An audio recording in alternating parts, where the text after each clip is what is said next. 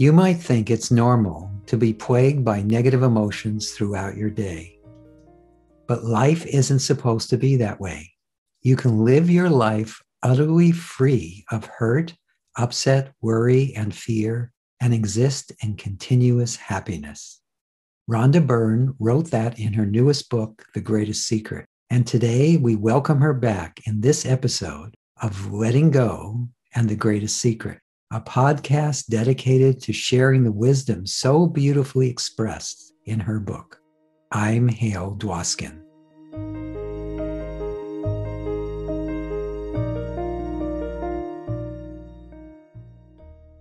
Best-selling author Rhonda Byrne launched a global phenomenon with The Secret in 2006.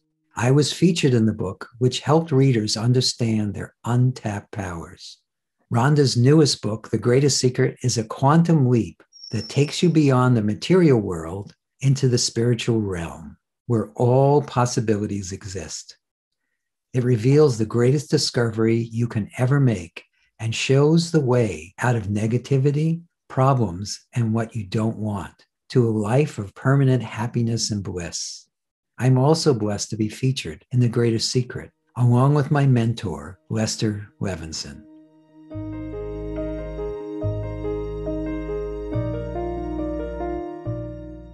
There's one gentleman who fully awakened, Hale, fully, from just reading the Apple preview of the book. That's great. Right? And right. So he was like a full awakening. And so he was in Europe, I think in Sweden, one of the Scandinavian countries anyway. And so, he just woke up fully from the book, and he wrote to me and said he's doing okay. He said it's a very interesting journey, talking and walking. He's just been staying quiet and keeping to himself. And so that was another one. So but there are lots. I wish that if anybody out there is woken up, right. We want to hear. Yeah, so I want to read. I want to hear. Yeah. So let's invite everyone listening to this to contact Rhonda. What's the best way to contact you? Through the secret.tv website and the contact us form. Yeah, and they can because it's so wonderful to hear that. And also I get a lot of messages when I'm doing the Facebook and Instagram lives, and I get a lot of messages from people, they're sort of fleeting and going past, but people that have had, realization from reading the book. And, it's just kind of, isn't it? It's really, is the mind still enough for you to see what's right here in front of you? Right. Or is the mind just going to jump in and conceptualize it all? That's really it. If the mind could just be still for a second, every single person would see the truth. That's right. Right? Yes. Not only that, but we often believe that the truth is separate or distant from where we are right now. That awareness that we are, or that beingness is at the heart of everything we're experiencing every second. And that's true if you're completely contracted or really awake to the truth of who you are. And that's why I think most of us miss it. It's because it's so obvious. It's so right here, obvious. Right now. It's so, but I was thinking about this week, that I think for my life, I spent a lot of my life out here into the future. I especially spent a lot of my life out here because I was very kind of passionate about work and ran a company, so was ambitious, and not so much back here, not so much back there, but a lot here. And I don't know that I was ever here. Right here. Right. Yeah, right in this moment. Yeah. Right here. And not here, not there, not there. Not in the back, not forward. In the back, not forward, but right here. oh my gosh, it's right here. Right. And so, yeah, I was thinking about it this week, and I feel that I'm just like that average person out there. So I think most people are out here, out here or in the back, or looking or in back. the back, looking yeah. back, regret, or this, or that. It's gone. It's all gone. It's gone. Yeah. No need to just let it go. Forget all about that. Yeah. So, I don't know who I heard this from, but I agree with it 100%. But the past is dead. yeah. And the future never happens. Right. Never happens. Exactly. That's right. You know, the imperator that I was talking to you about from the Rose Cross Order, he said to me about the past, is what he said about the past. He quoted from the Bible, and he said, let the dead bury the dead. Right. Yeah. And that was how he was saying to me, is gone. Yes, it has completely gone. Yes. Yeah. It doesn't exist anymore. That's right. Yeah. So, yeah. So I think one of the keys is, as I already mentioned, that what you'll discover as you read The Greatest Secret, or you explore any truth teaching, and you start to recognize who you are, you'll get either massive, complete transformation in an instant, or you'll be like most of us, where it's a gradual opening and unfoldment. But it's however you're seeing who you truly are, it's the beginning. It's an opening to what's true, what's real, what's beautiful, what's exquisitely natural. Yes. Which is kind of weird that it's so natural and we miss it. But anyway. So let's talk about, let's give people some tips and pointers and things they can do to support this natural unfoldment that happens as you start to recognize truth. So what are some of the things that you've said to people that they found helpful? Or you've heard that? I don't know, because when I'm on Facebook or Instagram Live, for example, when I said that one thing that made that lady wake up, and actually she was not the only one, somebody else wrote in and said, you said this thing that you didn't say in your book, and that is what that woke me up. And I don't know, because I just sit there and it just all comes out, you know. Right. But if I talk about from the experience here, yes, that's the only way to do it. Yeah, the experience of after awakening, and just the joy of the realization, which just swept me away. And I just want to tell everybody, you know, and of course you can't really, like, they have to realize that it's not so much something you can tell. Yes. They've got to realize it for themselves. But you wouldn't want to rob anybody anyway. You want them to have that incredible moment of realization, because that's just the moment of our life. Yes. But the biggest thing for me was to stay as what I am, and not falling back into the mind and the ego. And so I became, that was what I put all of my energy toward, was just finding ways to remember awareness. And that's why in The Greatest Secret that I had Am I Aware, because there was quite a few years of trying all different things to what brings awareness, you know, what, I mean, it doesn't make sense to say that because awareness is always here, but what consciously, what makes awareness here that I'm aware of it consciously. And so am I aware was a really great question to ask, because the mind just stops just for that second when you ask that question, because it can't possibly answer that question at all. And just in that moment, it drops. And then when the mind has dropped, well, there you are in all of its, there's awareness in all of its glory. And so I did that as a practice for a long time. And then I found that I couldn't even have the thought, am I aware? Couldn't even have it, because just would straight away notice awareness. Yes. And so then it became noticing awareness, staying as awareness, noticing awareness, staying as awareness.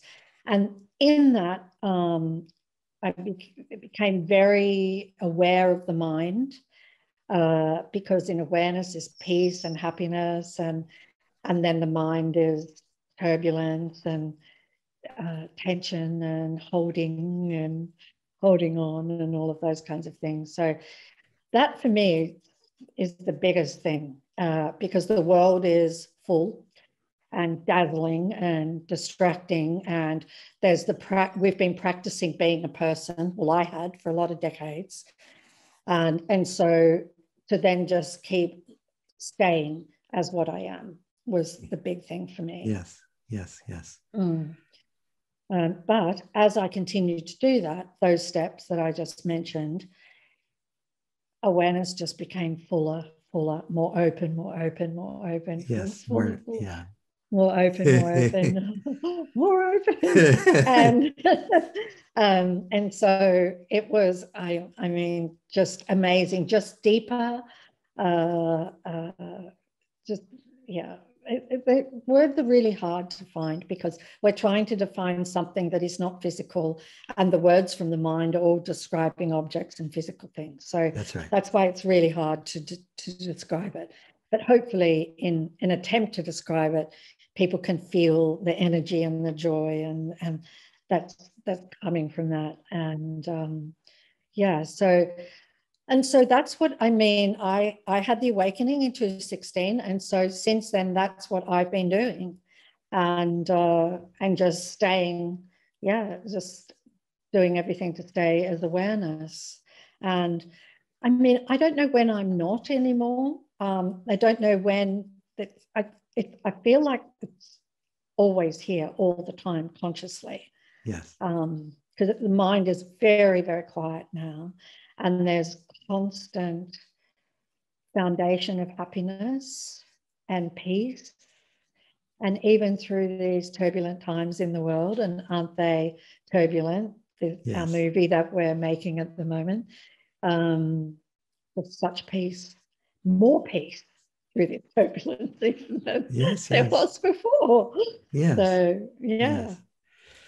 Yeah, yeah, my experience has been very similar to, I first started recognizing this in the 90s, but if I look back at my life, I realized, and you probably, if you look back at your life now from this perspective, probably would see the same thing, that there were many moments before where I actually was experiencing pure awareness. And I wasn't doing it consciously. I thought it had to do with other things. And as simple as watching a sunset, or when I was very young, I remember this moment of pure awareness where I was just fishing on this clear lake and watching. I didn't want to catch the fish. It was weird. I was in a boat fishing, but I didn't really want to catch the fish, but I loved watching them. And there were these sunfish, which are very beautiful fish.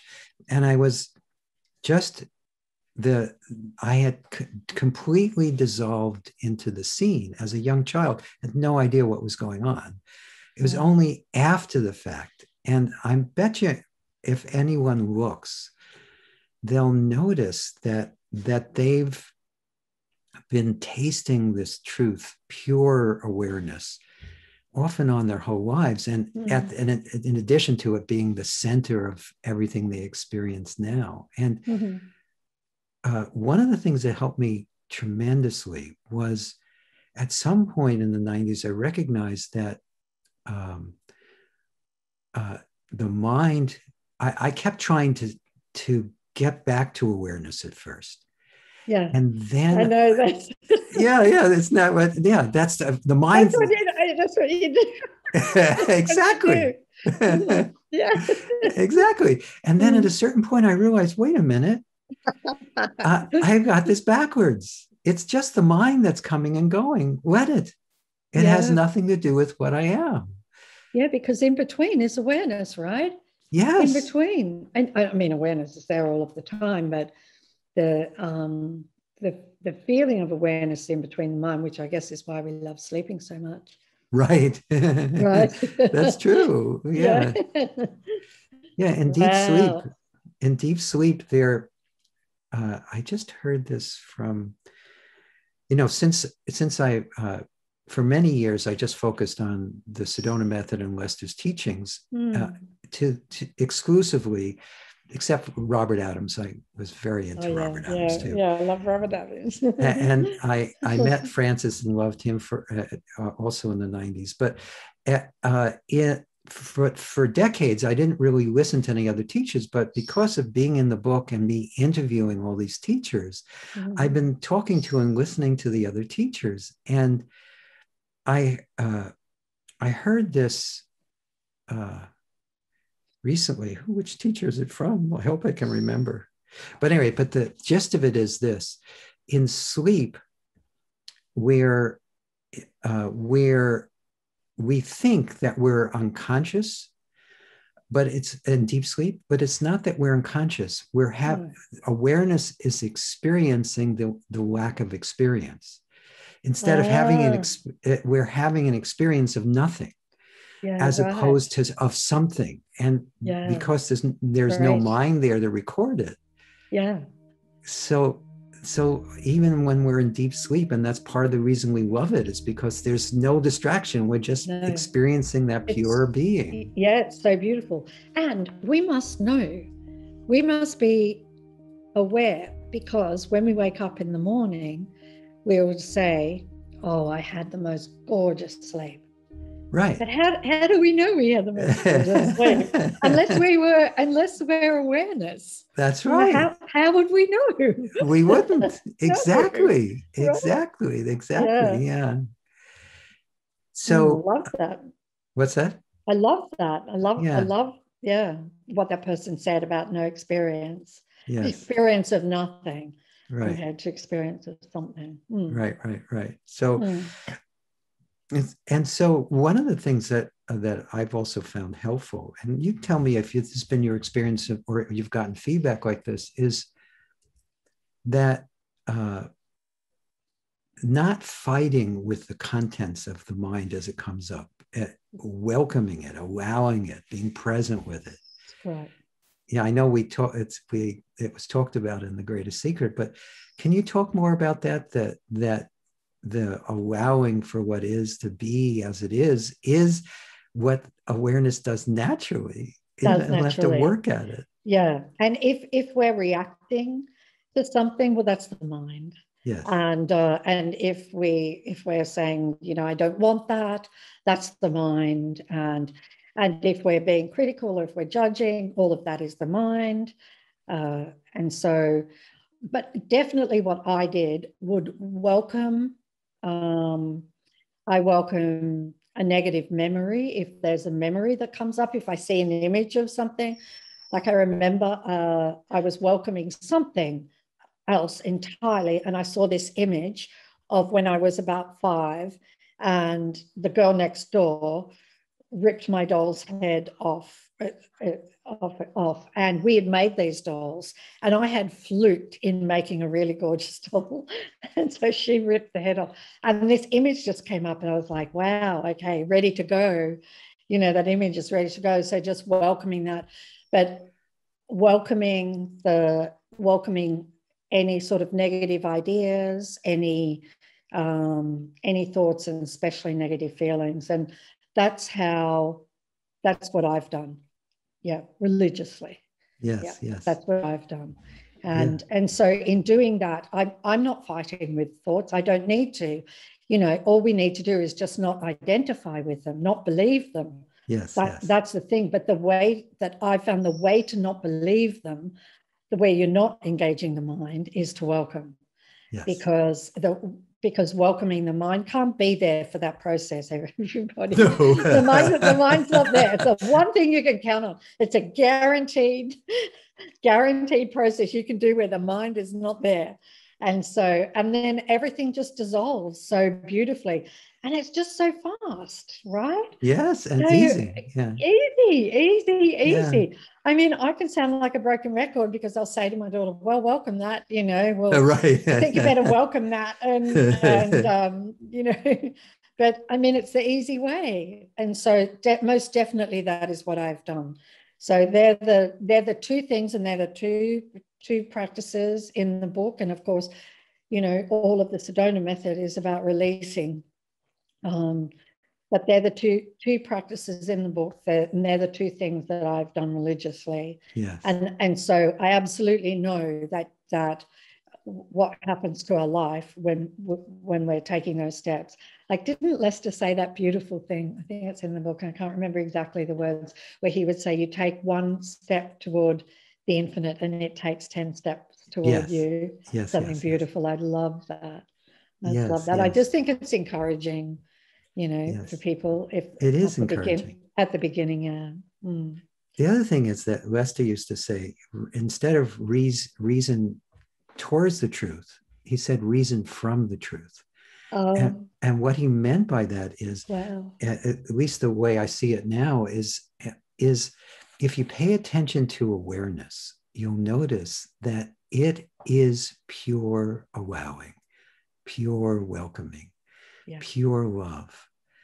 And so when we're experiencing the love for anything or anyone, or we're experiencing that sense of acceptance or that sense of peace or that sense of allowing or welcoming, that's coming directly from awareness itself. Yeah. And right. If you can, as people get in touch with that, it takes the process to a much deeper level, because they realize that they're not welcoming. Awareness is already welcoming everything that's appearing in experience. Yes. Have you had that experience where you definitely. And I think in the welcoming, like, because if something comes up and we felt some emotion or there's negative thoughts, we're resisting it, right? We're completely resisting that. So for me, welcoming is the way that I'd stop resisting. Right. So it just, I just welcome, and all the resistance goes away.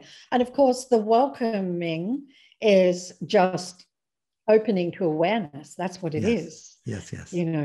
That's all it is, so that awareness can be here. And then you can feel the energy of whatever it was. You can feel it, sometimes you can feel it like rising in your chest, as my teacher would say. You can feel the energy. And she would also say that the body is an automatic self-cleaning mechanism. Yes. And so while we're in awareness, everything is all of the memories and all of the negativity and all of the limiting beliefs and all of the negative emotions are all being released. Yes, absolutely. Yeah. That's why you feel so good, right? Yeah. It feels so good not to have that stuff. Oh, I know. And again, for those people still struggling a little bit, remember, this is not a denial of whatever is happening in life. It's about the more you recognize that you are that which is aware, as opposed to the one caught in the drama. The drama seems less enticing, less sticky, and you actually deal with life in a way that's so much more naturally constructive and helpful to you and everyone else. And so you don't have to. Some people worry. I've heard people say to me that, well, who's going to take care of my life if I don't? They weren't anyway. That's right. Exactly. The more you let go and recognize the truth of who you are, you realize that you weren't taking care of it anyway. Awareness was always in charge. Always. And always will be. Which is you. It's just we've got the wrong you, Right. Totally. Yeah. I remember the first time I recognized that awareness was having a human experience as opposed to I thought I had to get to awareness, but I Yeah. realized that awareness was already having the experience of being the human. Yes. And I was Yeah. ecstatic for days. I could hardly function That's because beautiful. we have it so backwards. We do. Oh, for quite a while, I was trying to get to awareness. Yes, For yes. about 6 or 9 months, I think I was like trying to get somewhere over there. Awareness is over there, and yeah, and then I just had, even though my teacher would say it's not over there, Right. I still kept doing it, and then finally I was just had this realization. You just have to realize everything for yourself, don't you? Yes. And there can be the perfect word just said on it may be a sentence you've heard a million times before, but just on this particular day you hear that one sentence and bingo, that's it. Yes. And this is super, super, super simple. This is not complicated. And so the mind tries to complicate everything. Look how it complicates our lives. I know. I know. But it's really, really simple. Really simple. Although didn't Lester used to say simple but not easy? Well, actually, what he used to say is, What did he it's say? either simple or impossible. Oh, yes. Right. And what he meant by that is, it's simple when you allow it to be. When you're just seeing it from the perspective of the truth of who you are, everything is so simple and so natural and so easy. But if you think you mind is going to awaken to the truth of who you are, that person or memory that we often identify with, then it's impossible, because the awakening is actually from this sense of you, as opposed to for you. Yes. And that was also a big recognition for me. Yes. Wow. That's beautiful. Yeah. Yeah. See, I used to think, oh, I just want Rhonda to disappear. I just want her to go. I don't want to be Rhonda anymore. I just want to be who I am.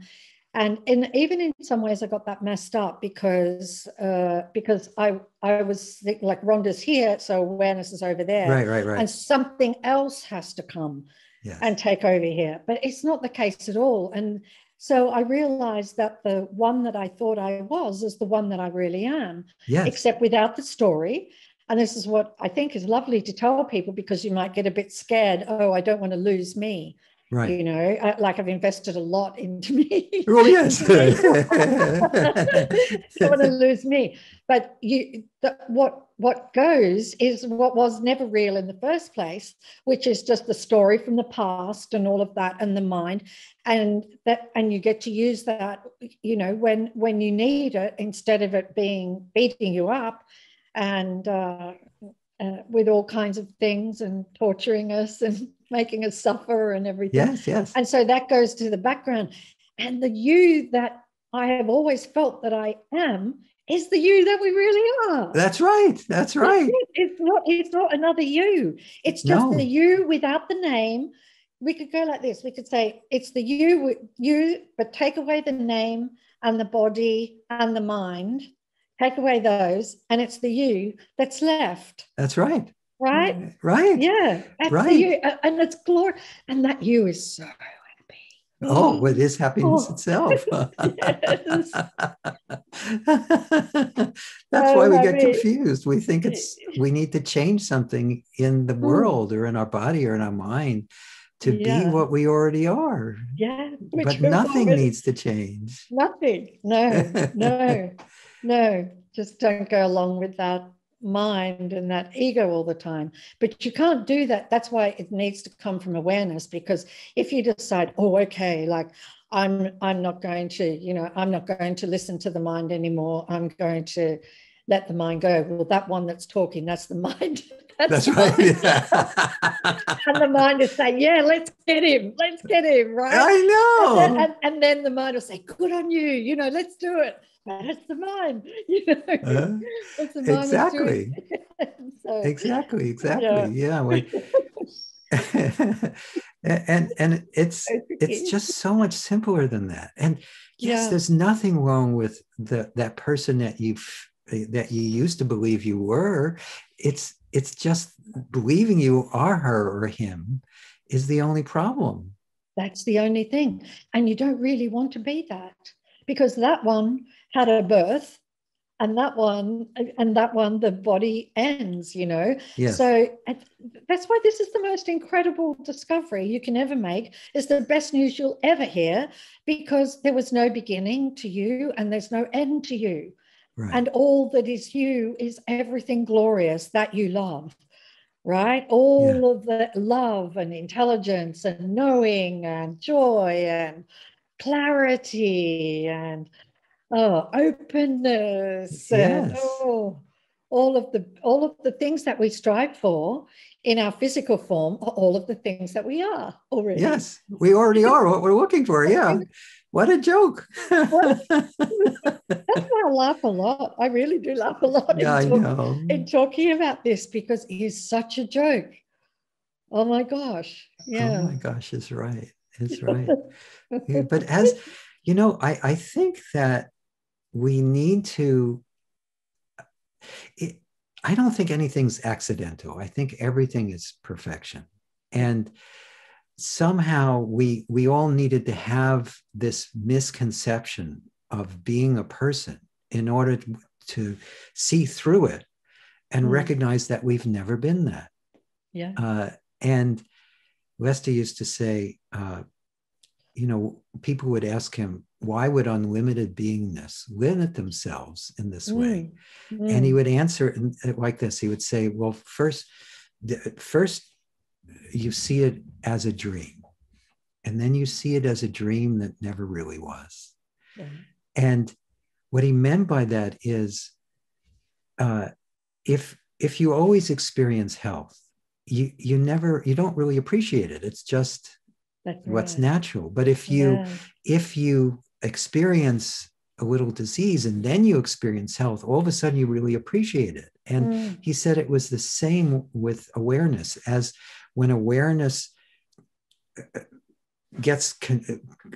restricts itself into a body-mind form, it can feel how dense that is. So when it experiences itself again as pure awareness, there's a totally different experience of it, and which is beautiful.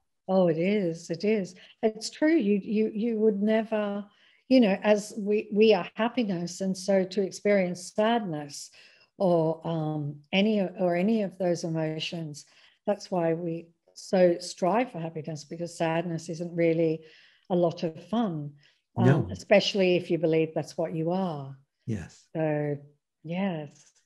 Yeah, yes, it was amazing, Lester. Right, it was amazing. Yeah. Oh, I was so fortunate. Lester. I had no idea at the beginning that what our relationship was going to be like. I just met him and really resonated with him and knew I wanted to help him. But he, over and over again, when I was starting to go off track, even when I wasn't in the same city, he'd call me up and say, don't go that way, go this way. And I went, okay. My gosh. Oh my gosh, so beautiful. But look, Hale, what you've done in carrying on, the legacy of his work is just so extraordinary. Everything that you've done all of these years and reached so many people. It's really, really something. He left his work in very good hands. Yeah. Although I fought him in the beginning. I said, are you kidding? You want me to be in charge of this? You must be crazy. I did. I fought him. I said, don't you want to start a nonprofit and have a board? And I said, no, I want you to do it. And I had to let go a lot. This is before I still believed I was a person looking for awakening. Yes. And so I had to let go a lot. Oh my gosh. To accept that mantle. And when it was only after the fact, many years later, I realized why he was so insistent. And also, I don't feel like why was he so insistent? Because the audience are all asking. Well, when Lester was alive, there were only a handful of people doing this. When he passed away in '94, I think there were 7,000 graduates of the Sedona method. Now there are hundreds and hundreds of thousands of people using this all over the world, and millions have been affected by it. They've tasted parts of it because, the Sedona method now is kind of behind so many other teachings, most of it without credit, but so what? It's behind all these other teachings. Mm-hmm. So on that level, it's reaching millions and millions of people. And I don't take credit for any of that. It has nothing to do with Hale in any way, shape, or form. I think Lester knew that I'd keep myself out of the way enough that this all could come through. Because I can't, it doesn't make logical sense, but that's what happened. Yeah, it's wonderful. Really wonderful. Yeah. So what else can we say to people? What other tips or pointers do you think would be helpful for people? What are the stumbling blocks or the obstacles, do you think? Beliefs? Beliefs, yeah, beliefs. Well, and resistance too. Resistance, yeah. Mm-hmm. I've just been experimenting with just letting go of resistance. Yes. And just multiple times in the day, just checking in and just letting go. So like the one-stop shop. So instead of letting go of that memory or that situation, or instead just feeling for, even when, it doesn't matter how many times I do it, but even when I just come to it of welcoming resistance, immediately there's a softening. Yes. It's straight away. Yes. And of course it's way smaller than it ever was before, but it's just that beautiful feeling.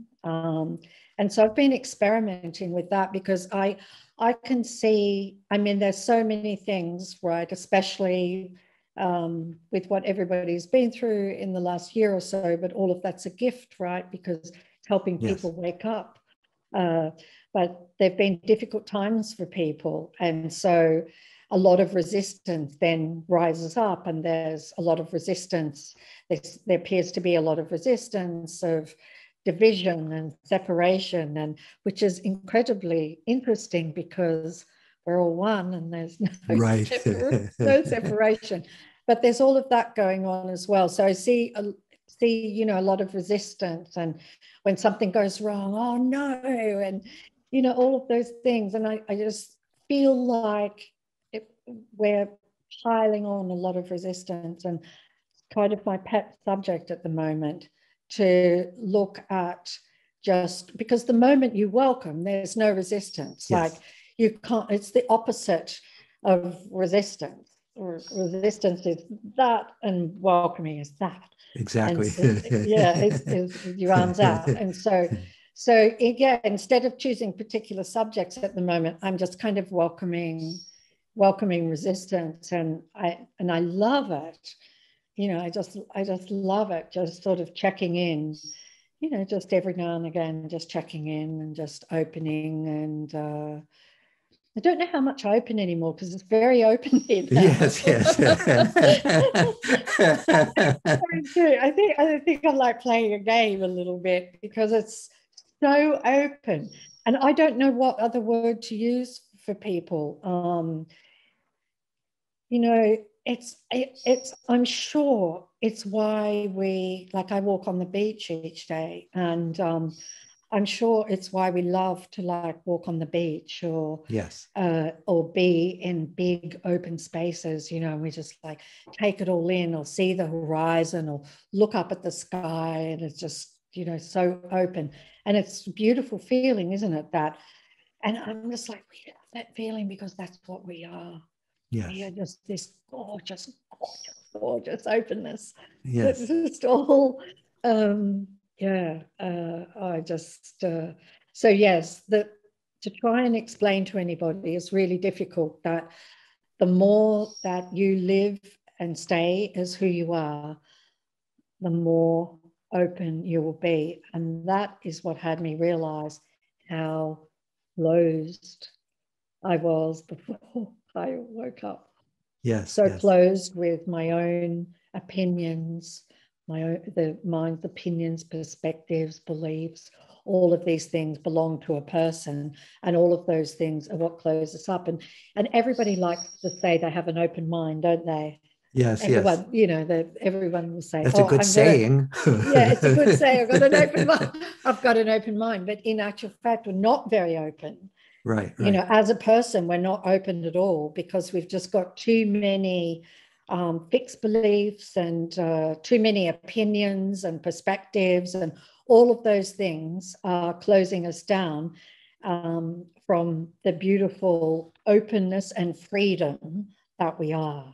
Yes. And so we don't need any of those things, right? No, we don't. We just don't, but it's a one-stop shop because, because it's just all you have to do is just welcome and just notice awareness and stay as awareness and just do that.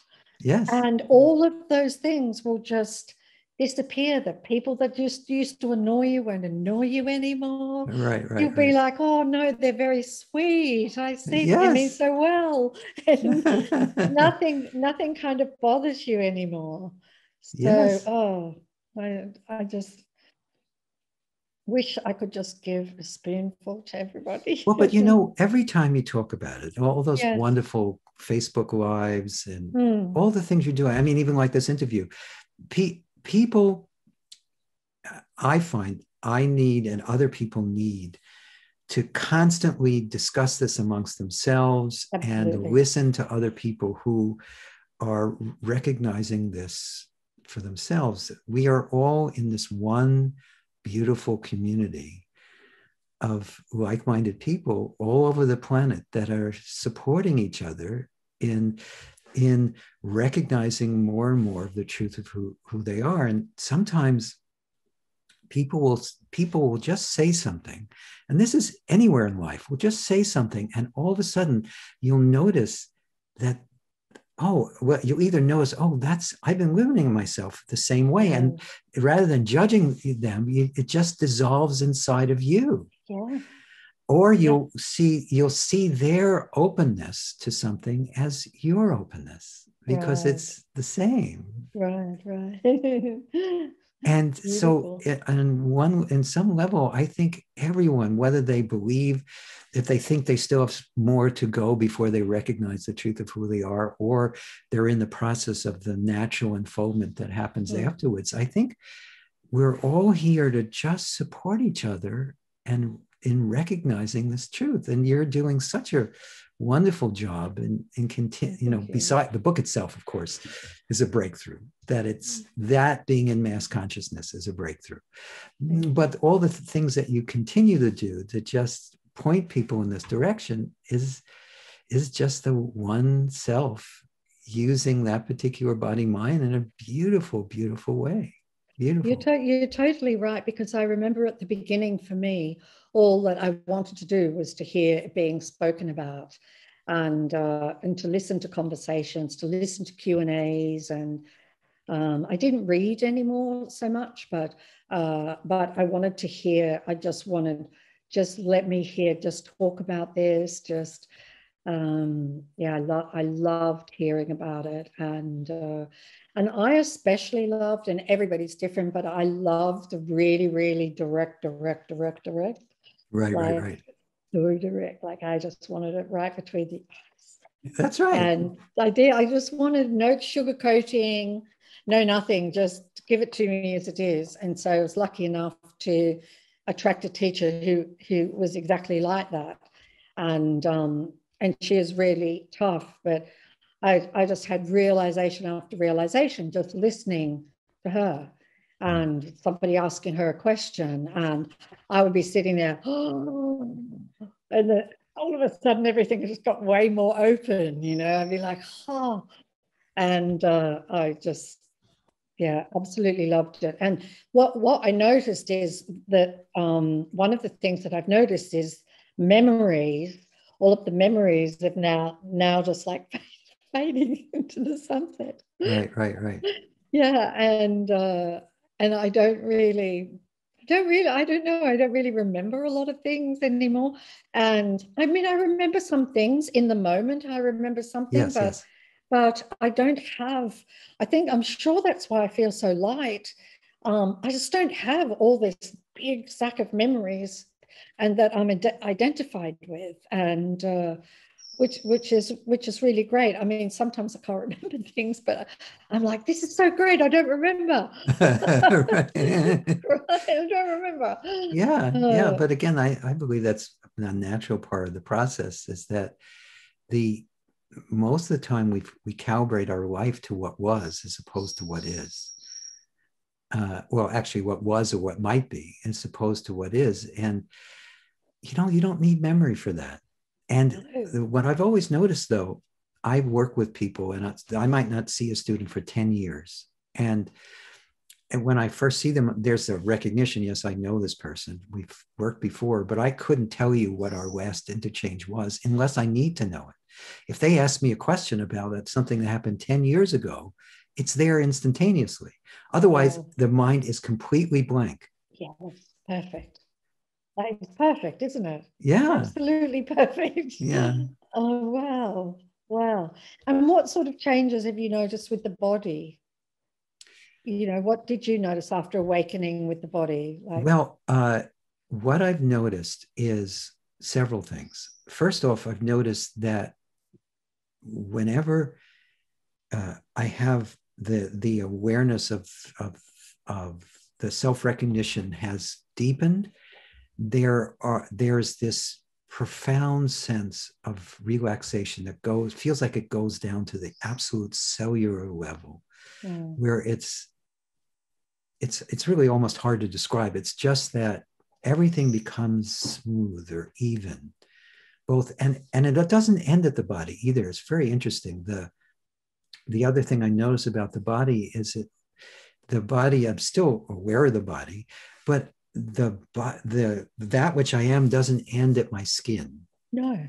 In any way, shape, or form. No. You can prove that to people, though, can't you, with a simple exercise? Oh, yes. Yeah, like if they close their eyes and they try and find the border of their edge of their body and space with their eyes closed. Yeah, you can't find it. You can't find that border. Yeah, no. But also a wonderful thing to do is just each time you recognize that you are awareness, you can just simply check, does that have any boundaries that you can find in this moment? Yeah. And instantly you can feel that it's boundless. Yeah. You don't have to believe that awareness is boundless. Just see if you can find a boundary in it. You can't. Yeah. Or a location. Does it actually have a specific location? No. And you can ask yourself that. Does that awareness that I am, is it just in this body, or is it everywhere? And if you just feel it, you don't have to think about it. If you just feel it, you can feel that it's everywhere present. Yeah. And another wonderful thing that I've been recommending to people recently is, every time that a way to solidify this experience of awareness for you is to do what we just did, is to, can you find any boundaries? But then turn around and look at the world and check to see if anything you're seeing is actually anything but awareness. You can look at any object, and if you look at it, you can feel that that's awareness too. Yeah. It's not separate from that one awareness that you are. And in seeing that, it deepens the awareness is self-recognition, because then there's no inside, no outside, no here, no there. There is just that which all is, and you are, I am, all are. Yeah, right. Yeah, that's great. So did you anything else with the body that Well, I mean, the body I think, still, the body will, this body is getting older. And so it has the usual aches and pains of the body. But I remember. They in the background, Hale? Yes. Not only are they in the background, I had this experience in 1989, 98, no, 98, where I had just led a retreat. It was a small retreat. I think only about 40 people. They're much bigger now. But it was an exquisite retreat. Everyone was recognizing truth, and it was beautiful. And yet the body started having these physical symptoms. And I 24 hours later, I collapsed and was sent to the emergency room. I was living in Sedona at the time, up in Flagstaff. And the doctors didn't know whether I was going to live or die. And there was also a lot of pain. And I had encephalitis meningitis. Oh, wow. But Lester used to say, you should be able to watch the body go through intense physical illness, even to the point where you might die. And so I was pulled right into this experience. And what was beautiful about it is I was completely neutral about whether the body stayed or left. That's great. And without having had that experience, I never would have believed it was even possible. Wow. That is great. Yeah. And it really also helped me talk to people when they're struggling with physical illness to recognize that they're not the body. Yeah. And yes. Because I know that you use this as well, that to ask the question which immediately stops you from identifying with the body or what's going on within the body is, am I that or am I that which is aware of it? Yes. Yes. And that immediately creates that, it stops the identification with the body, because of course you're the one that's aware. Yes. You're always the one. But sorry, please continue. Oh no, so that was really helpful. But how I experience it now is sometimes the body certainly has pain, but there's no suffering, because there's the body is having these strong sensations, but that's not me. Yeah. I'm not that. And so I'm still aware of it, and I still take care of it and do whatever I can to support the body on every level. I do yoga. I walk every day. I do all these things. I eat a natural vegan diet of whole foods, and so I take care of the body. But Lester used to say, you'll take care of give the body what it needs. Take care of the body, but don't get lost in it. Don't. Yeah. And that's my experience. You don't need to get lost in it. No, or worship it. Or worship it, yes. Which I think a few might do that. Yes. Yeah. Because one tends to worship it if you think it's who you are. Oh, absolutely. Right? Well, it's a love-hate relationship if you think it's Isn't who you it? are. Oh, you love it because it's giving you this life experience, but you hate it for the same reason, because you feel if it dies, you die. Yeah. If it's sick, you're sick. If it suffers, you suffer. And you feel dependent on it. And that breeds tremendous resentment. The more you feel like you are the body, the more you resent it. Yes. No, it's challenging for people for sure. Yes. Especially physical challenges, but then they're a gift too, aren't they? They're a gift to the truth, telling us this is not who you are. Yes. Yeah. So everything's like a door that opens. Every difficult situation, like all of the fear that people felt recently, and is also a door. Yes, For freedom. It's a freedom door. It's a freedom door. Exactly. It's totally a freedom door. Yes. Yeah. Everything we experience is just an invitation to be what we are. And even if it doesn't feel that way, it doesn't matter. It's all this beautiful gift inviting us to the home we've never left.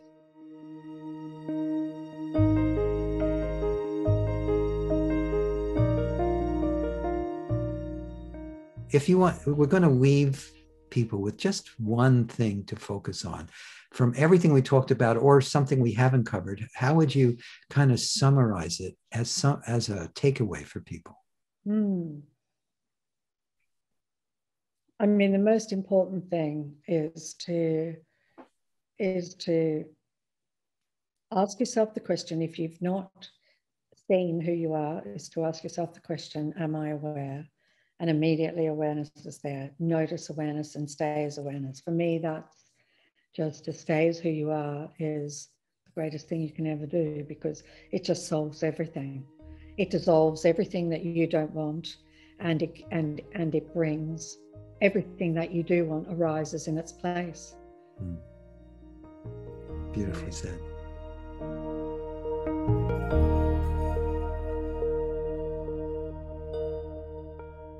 I hope you enjoyed our time with Rhonda Byrne, and I wholeheartedly encourage you to get her 2 wonderful books, The Secret and The Greatest Secret.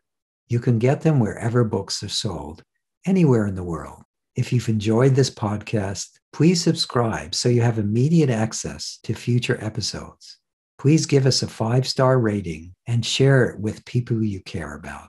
If you'd like to learn more about my work, my mentor, Lester Levenson's work, and the Sedona Method, please visit sedona.com. As you explore our site, you'll learn the key to lasting happiness, success, peace, and emotional well-being. We have books, courses, events, and plenty of free material to explore. Again, go to sedona.com. That's SEDONA.com. Thank you for being here. We'll catch you on the next episode of Letting Go and the Greatest Secret.